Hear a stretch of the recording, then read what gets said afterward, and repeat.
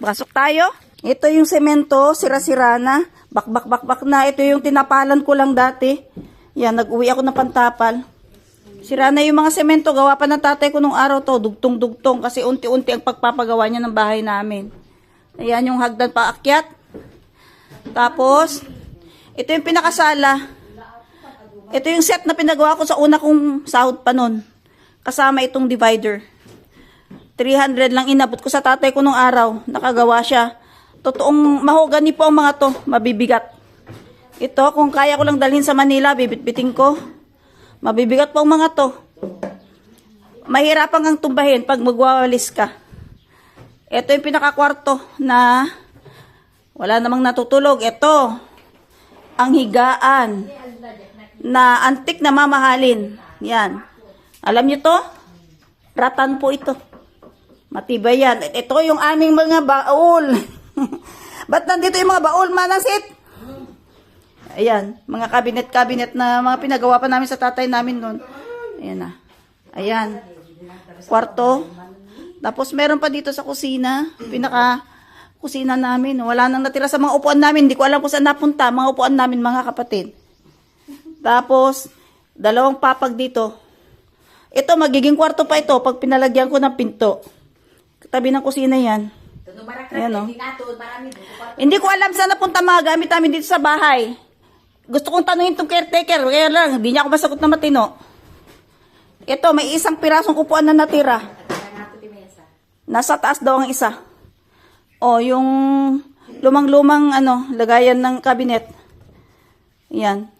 Pero totoong kahoy po yan. Ito yung lagayan namin ng mga dati. Mga inuman, hugasan. Pero hindi kami dyan naghuhugas kasi may dirty kitchen kami sa labas dati. Ayan. Mga lagayan ng mga gamit. Hindi ko alam kung saan mga gamit namin. Wala na, oh. O, may saging pa dito. Pinsan ko naglagay. Yan, oh. At ito yung pintuan kanina ng kusina.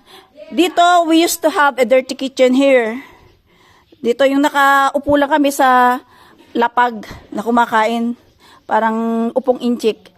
Yan, may dirty kitchen din dati dyan. Ito yung banyo namin na nasira na kasi tinanggal ng pinsan ko yung yung pinakasupita.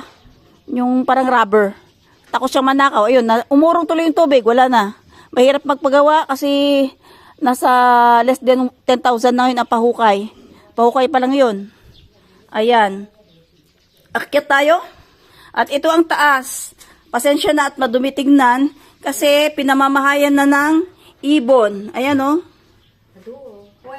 Nililinis naman ng pinsan ko yan. Ay, susmanang sita, puro puti na, oh. Puro tayo na ng ibon. Nyari. Buksan mo kasi mga bintana sa araw. Andito ka lang naman, eh. Ayan, oh. Ayan, oh. Ayan po. May nest ng ibon dito, oh. Binamahayan na ng ibon. Mangsit ang nangyari dito. Hindi na kami pwedeng tumira pag uuwi kami. Nang naman baling na pagkuandeto. Kasi kita dumami na tayo ng ibon, oh. Tinira na ng ibon. Sigurado ka ba na linggo-linggo ito nalilinisan? hindi ko bisak nagdalos dito. Walis. Sagad. Ayan nangyari kapatid. Mga kapatid sa bahay ko. Tinira na ng ibon. Mamang fe. Ang dami, oh. Oh. Oh, di kita.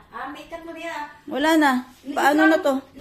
Mapipilitan ako dito na ibunggalon na itong bahay. Flower mat mo dito. Pinabasa. Iso di jay taon ti anay na siguro. Kita mga... Ayan na lahat. Puro na ng ibon. Oh. Wala na. O, ito pa may tain na to. Paniki. Ayan, tain naman ng paniki. Wala na. Ang bahay ko pinamahayan na ng paniki at ng ibon. Kita mga deti. Oh, my God. Ayan, oh. Oh. Ayan pa, may nest na naman nito. Oh, ayan, oh, nest. Oh. Ayan. Ito yung mga nasira-sira dati. Naipakita ko na to dati. Ayan, oh. Ang tsura ng bintana ko. Ayan. Oh, dalo si kalahati. Ayan, lata yung kalahati. Improvised window na to. Wala. Bubunggalaw ko na lang to, mga kapatid. Ayan, oh. Kawawang bahay. Puro tae, oh, tae. Tae na lang. Dito, nung bata pa ako, dito talaga, dito namamahay ang paniki.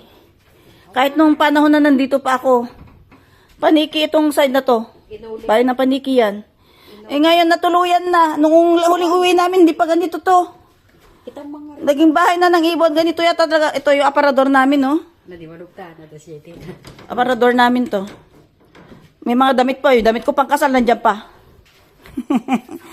Tapos ito, makina ng auntie ko dati, nung nagtatahi pa siya. Aan ko na Ito yung yung movable na sewing machine. Ito yung lagayan namin ng mga unan. Ayan, lagayan ng unan. Tapos may taguan pa, suksukan ng mga gamit. Kuna di tatawag na Wala na yung bahay ko. Wala na, hindi na pala to pwedeng tirhan. kabunggalon to. Yan. Wala na akong ibang pag-asa dito kundi bumungalo. Grabe. Pagyananon kung kuna. Ayan mga kapatid, hindi ko ina-expect na dito itsura ng bahay ko.